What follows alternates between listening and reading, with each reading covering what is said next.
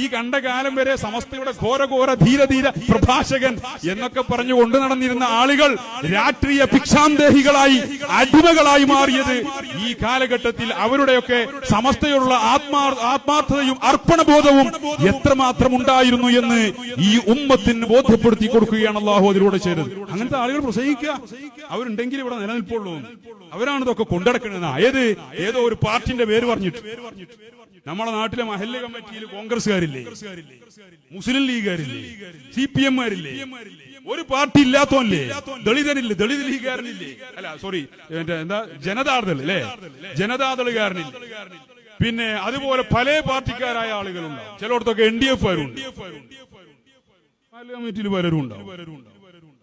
സെക്രട്ടറിക്കാരൻ president, മാർക്സിസ്റ്റുകാരനേക്കാരൻ ചിലപ്പോ president, മുസ്ലിം ലീഗുകാരനേക്കാരൻ ചിലപ്പോ secretary, കോൺഗ്രസ്സുകാരനേക്കാര് ഖജാൻജി, ഒരു പാർട്ടി ഇല്ലാത്തവനേക്കാരൻ ചിലപ്പോ പള്ളിയിലെ മൂലയേരി. ഇപ്പൊ നമ്മളെ പോലത്തെ ആണെങ്കിൽ ഇപ്പോഴത്തെ അവസ്ഥയിൽ ഒരു പാർട്ടി ഇല്ലാത്തവനാ. ഓൻ എല്ലാ പാർട്ടിയും കണക്കാ. കാരണം RSS-കാർ പോലും സമസ്തന്റെ നേതാക്കളെ പറയാത്ത തെറിയൊക്കെയാണ് വലിയ വലിയ മഹാന്മാരായ ആളുകളുള്ള പാർട്ടിക്കാർ നടത്തുന്നത്. അങ്ങനത്തെ കാലത്ത് നമുക്ക് ഏത് പാർട്ടിയും കണക്കാ. കാരണം നമുക്ക് സമസ്തയാണ് നമ്മുടെ വികാരം, ദീനാണ് നമ്മുടെ ലക്ഷ്യം. അതുകൊണ്ട് തന്നെ അപ്പൊ അങ്ങനത്തെ ആൾക്കാരേക്കാരും പള്ളിയിലുണ്ടാവും. മെമ്പർമാരായിട്ട് ഈ പറഞ്ഞ കോലത്തിൽ പല പാർട്ടിക്കാരും അവ പറയാണ് നമ്മൾ സെക്രട്ടറി മുസ്ലിം ലീഗുകാരനാണ്, അതുകൊണ്ട് മുസ്ലിം ലീഗുകാരാണ് ഇതൊക്കെ കൊണ്ടെടുക്കുന്നത്. അതുകൊണ്ട് മുസ്ലിം ലീഗുകാരനല്ലാത്ത മൗലിയാർ ഇവിടെ ഉണ്ടെങ്കിൽ ഞങ്ങളാണ് പുറത്താക്കും. ഇതെന്താ സെക്രട്ടറി പ്രസിഡന്റ് ആയിക്കണ CPM-മാരെന്താ പറയാത്തത്? ഓന് പറഞ്ഞൂടെ? CPM-കാരനായ ഞാനാണ് ഈ പിന്നെ മഹല്ലിന്റെ പ്രസിഡന്റ്, അതുകൊണ്ട് ഞങ്ങളെ പാർട്ടിയാണ് ഇതൊക്കെ കൊണ്ടുനടക്കുന്നത്. CPM-മാരെ മഹല്ല്. അതുകൊണ്ട് ഇവിടുത്തെ മൂല്യാരെങ്ങാനും അരിവാൾ ചുറ്റിയൊക്കെ വോട്ട് ചെയ്തിട്ടില്ലെങ്കിൽ പുറത്താക്കും ഞങ്ങൾ, ചെലവ് മുടക്കും ഞങ്ങൾ എന്ന് പറഞ്ഞാൽ അവന് പറഞ്ഞൂടെ? കോൺഗ്രസ്സുകാരന് പറഞ്ഞൂടെ? ഇതെന്താ അവരൊന്നും പറയാത്തത്? കുറച്ച് അന്തമുണ്ട്. ഇത് ആ അന്തം നഷ്ടപ്പെട്ടാൽ അമ്മാതിരി വർത്തമാനങ്ങളെ കൊണ്ടൊന്നും ഇവിടെ പിടിച്ചു നിൽക്കാൻ കഴിയില്ല. രാഷ്ട്രീയമായ ഒരു ഭൗതികമായ ഒരു വാദഗതികളും ഉന്നയിച്ചുകൊണ്ട് ഈ പ്രസ്ഥാനത്തെ തളർത്താനോ, ഈ പ്രസ്ഥാനത്തിന്റെ പ്രവർത്തകരെ നിസ്സംഗരാക്കാനോ, നേതാക്കളെ സമ്മർദ്ദത്തിലാക്കാനോ ആരെങ്കിലും വ്യാമോഹിക്കുന്നുണ്ടെങ്കിൽ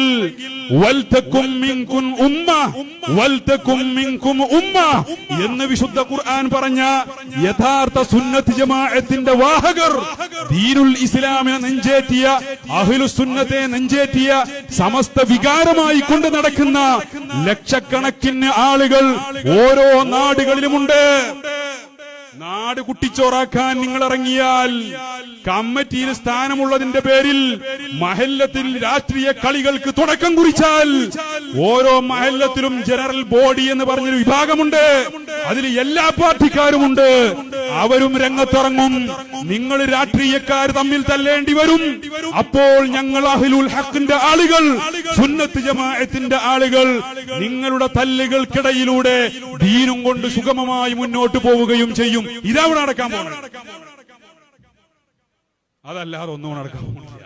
അത് കണ്ടോളൂ, ഈ കളിയും ബഹളമൊക്കെ രാഷ്ട്രീയ താല്പര്യത്തിന് സമസ്തനെ കൊണ്ട് കളിക്കുക. നമ്മളെ നേതാക്കളെ നിന്നൊടുക്കുന്നു ആരും വിചാരിക്കണ്ട. എല്ലാരും ഞാൻ പറയണില്ല, അടിമകൾ എല്ലാ ഭാഗത്തും ഉണ്ടാവും. അതെന്തുകൊണ്ടാ ഞങ്ങള് ഭൗതിക താല്പര്യങ്ങൾ? ഞാൻ ചോദിക്കട്ടെ, എന്റെ മകന് ഒരു ജോലി വേണം. എന്റെ മകന് MA ഒക്കെ എടുത്തിട്ടുണ്ട്, ഓന് സ്കൂൾ അധ്യാപകനായിട്ട് ജോലി വേണം. അതിനുള്ള കോഴ്സൊക്കെ പാസ്സായിട്ടുണ്ട്. എന്റെ കയ്യിലാണെങ്കിൽ ഒരു 10,000 ഉറുപ്പിയുണ്ട്, പിന്നെ ദിവസം കിട്ടുന്ന കൂലിയുണ്ട്. എന്ത് ചെയ്യും? ഇപ്പം മണൽ വാരാൻ പോണ്ടി വരൂലേ?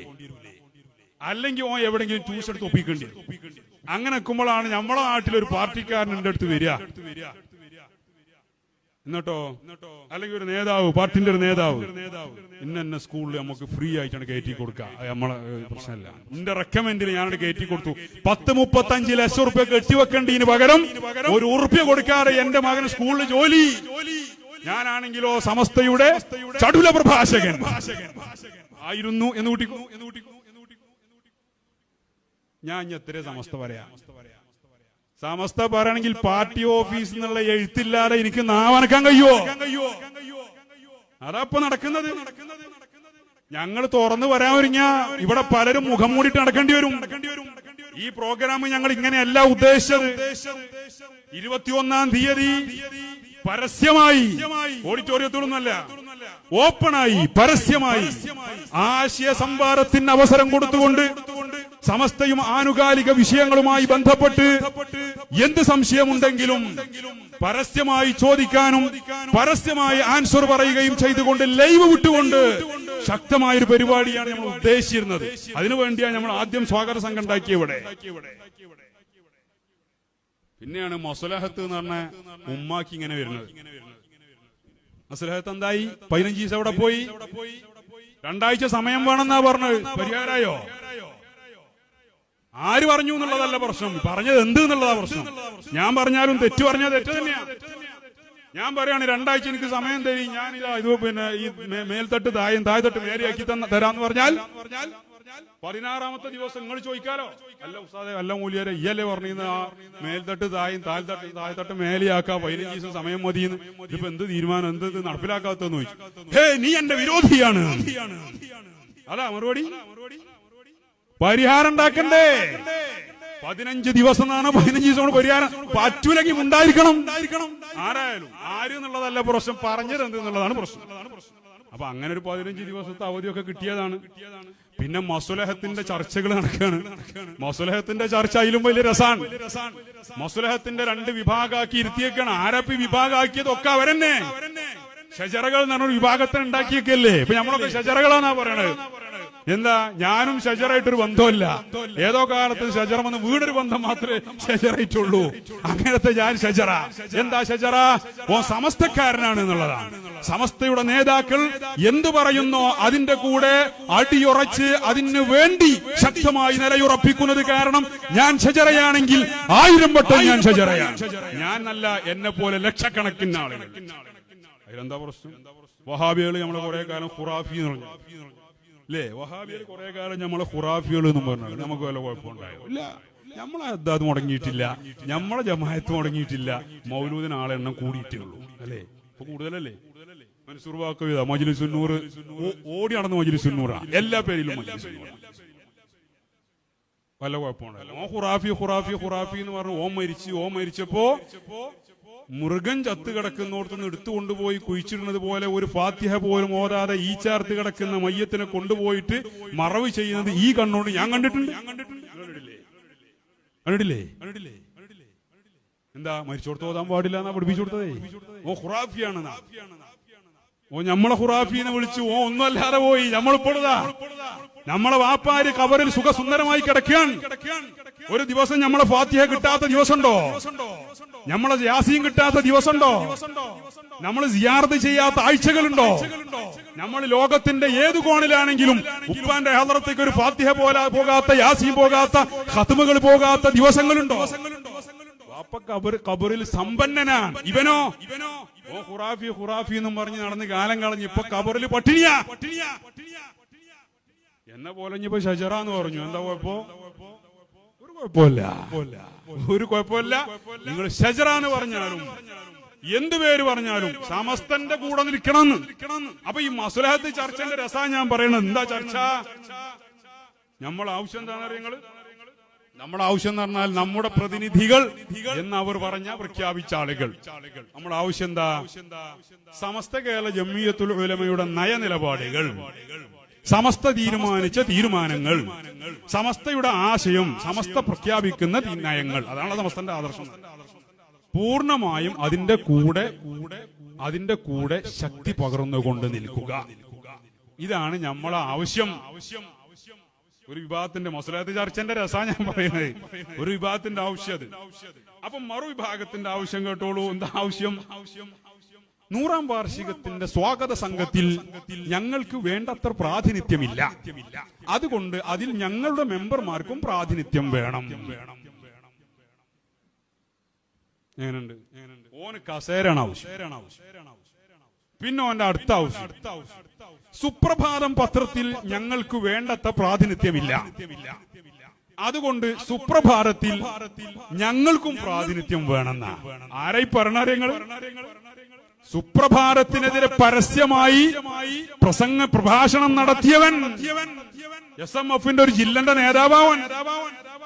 സുപ്രഭാതത്തിനെതിരെ പരസ്യമായി സമസ്തക്ക് ഒരു മുഖപത്രം കണ്ണിൽ കാണാൻ വേണ്ടി കണ്ണിയത്തോറും ശംസുൽ ഉലമയും അടക്കമുള്ളവർ പ്രാർത്ഥന നടത്തിയിട്ടുണ്ട്.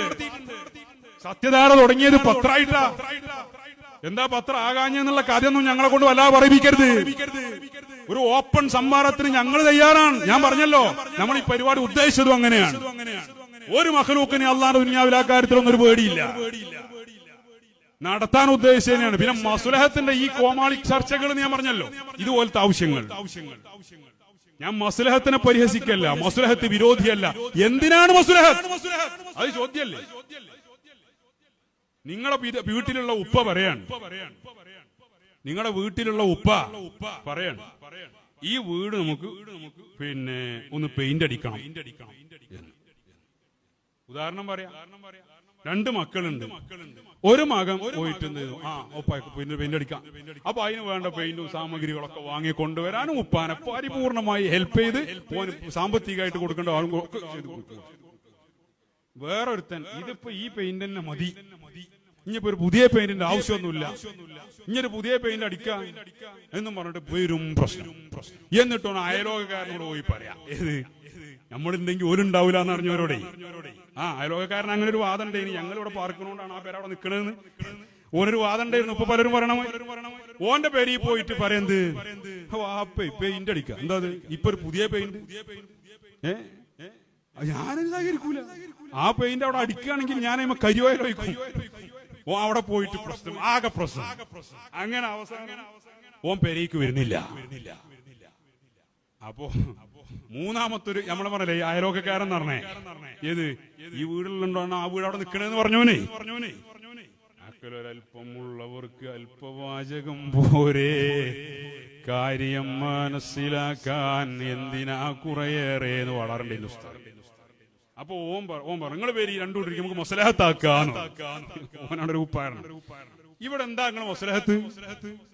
അപ്പൊ ഇവൻ പറയാണ്, എന്ത് വാപ്പ പറയണ തീരുമാനത്തിന് കൂടെ നിൽക്കണമെന്നാ. അവനോട് മസ്ലഹത്ത്, ഇതവിടെ നടക്കണ മസ്ലഹത്ത് കളി. സമസ്ത പറയുന്നോടത്ത് നിൽക്കണമെന്നാ നമ്മൾ പറയുന്നുള്ളൂ, വേറെ ഒരു ആവശ്യമില്ല.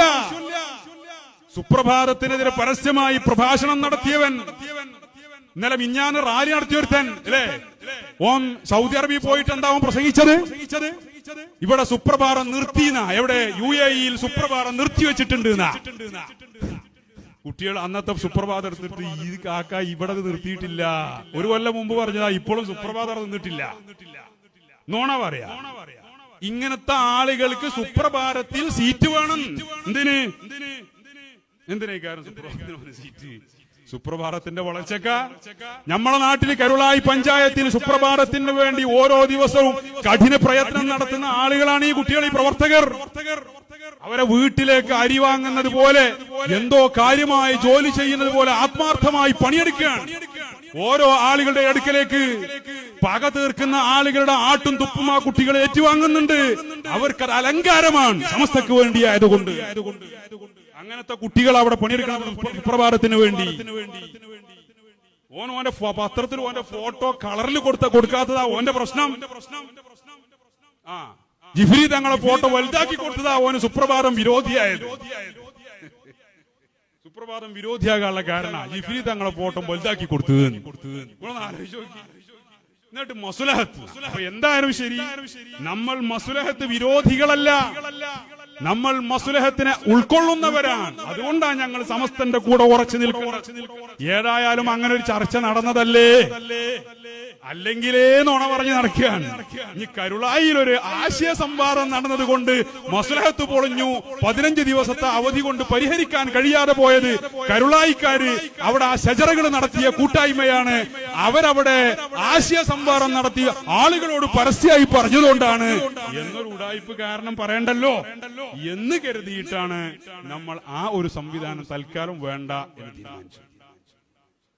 ഇങ്ങനെ തന്നെയാണ് പോക്കെങ്കിൽ എന്ന് പറഞ്ഞാൽ സമസ്തക്കെതിരെ രാഷ്ട്രീയ ഉമ്മാക്കികളും ഭൗതിക ഭീഷണികളും കാണിച്ചുകൊണ്ട് നേതാക്കളെ സമ്മർദ്ദത്തിലാക്കിയും നേതാക്കളിൽ ആരെയെങ്കിലും അധികാര സ്ഥാനങ്ങളുടെ പളവളപ്പ് കാണിച്ചു കൊടുത്തുകൊണ്ട് കൈക്കലാക്കിയിട്ടുണ്ടെങ്കിൽ വരുതിയിലാക്കിയിട്ടുണ്ടെങ്കിൽ അവരെ കൂട്ടുപിടിച്ചുകൊണ്ടും സയ്യിദുൽ ഉലമയെയും ഈ പ്രസ്ഥാനത്തിന് ആദർശത്തിന് കരുത്ത് പകരുന്ന ഈ ഉമ്മത്തിന്റെ കാവലാളുകളായ ഞങ്ങളുടെ നേതാക്കളെ സമ്മർദ്ദത്തിലാക്കി പ്രസ്ഥാനത്തെ ദുർബലപ്പെടുത്താനും ആസൂത്രിതമായ ശ്രമങ്ങളുമായി ആരെങ്കിലും ഇതുപോലെ ഇനിയും മുന്നോട്ട് പോകാൻ തന്നെയാണ് തീരുമാനമെങ്കിൽ ഞങ്ങൾ ആ മാളത്തിലൊളിക്കുകയൊന്നുമില്ല.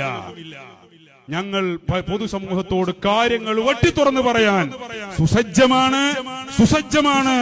അങ്ങനെ ഒരു സാഹചര്യം ഉണ്ടാവാതിരിക്കട്ടെ. അള്ളാഹു ഈ പ്രസ്ഥാനത്തിന് എന്നും ഇസ്സത്ത് പ്രദാനം ചെയ്യട്ടെ. ഇതിന്റെ നേതാക്കൾക്ക് അള്ളാഹു ദീർഘായുസ്സും ആഫിയത്തും പ്രദാനം ചെയ്യട്ടെ, ഹിമ്മത്ത് പ്രദാനം ചെയ്യട്ടെ. നമ്മുടെ പ്രവർത്തകർക്ക് അള്ളാഹു ഹിഫ്ളും ഹിമ്മത്തും കാവലും അള്ളാഹു പ്രദാനം ചെയ്യട്ടെ. സമസ്തയുടെ കൂടെ നിൽക്കുന്ന ആലിമീങ്ങൾ, പണ്ഡിതന്മാർ, അവർക്ക് അള്ളാഹു ഇസ്സത്ത് പ്രദാനം ചെയ്യട്ടെ. അവരെ ബുദ്ധിമുട്ടിക്കുന്ന ആളുകൾ ആരാണെങ്കിലും അവരുടെ ശർറുകളിൽ നിന്ന് അല്ലാഹു അവരെ സലാമത്താക്കട്ടെ.